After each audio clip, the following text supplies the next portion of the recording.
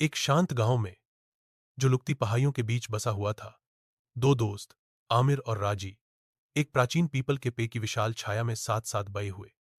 यह उनके गांव के चौक के किनारे पर खड़ा था। उसका तना उलझा हुआ और मोटा था, उसकी छाल हल्की और छिल रही थी, और शाखाएं खुली हुई बाहों की तरह फैली हुई थीं। ग्रामीणों ने कहा कि यह 100 साल से भी ज्यादा समय से वहां खड़ा था, पीढ़ियों पर नजर रखे हुए। लड़कों के रूप में अमीर और आफी ने उस पीपल के पेड़ को अपना किला, अपना जहाज और अपना गुप्त ठिकाना बना लिया। उन्होंने अपनी अपनी नाम पेड़ की छाल पर उकेरे और उसकी एक शाखा में एक जंग लगे टिन के डिब्बे को बांध दिया। उसे अपना खजाना घंटी कहकर पुकारा। वह उन्होंने सब कुछ साझा किया, अपने राज, यहां तक कि एक ही लड़की लेला पर क्रश। हालांकि उनमें से किसी ने भी इस पर अमल करने की हिम्मत नहीं की। साल बीत गए। राफी गांव छोड़कर शहर में इंजीनियरिंग की पढ़ाई करने चला गया, जबकि आमिर अपने परिवार की बेकरी में मदद करने के लिए गया था।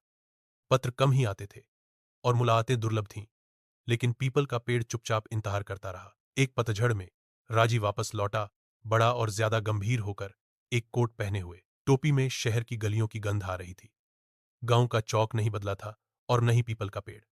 आमिर वहां था, उसके तने के सहारे झुका हुआ, मीठी चाय के 2 गिलास पकड़े हुए। मुझे लगा कि तुम वापस रास्ते पर, आमिर ने कहा। राफी मुस्कुराया।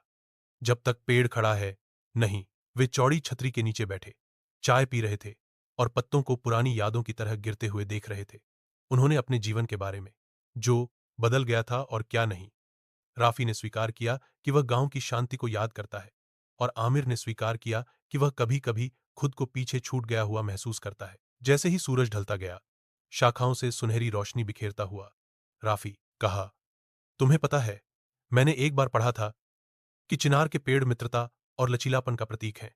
अमीर हंसा। तो इसने सही जगह चुनी।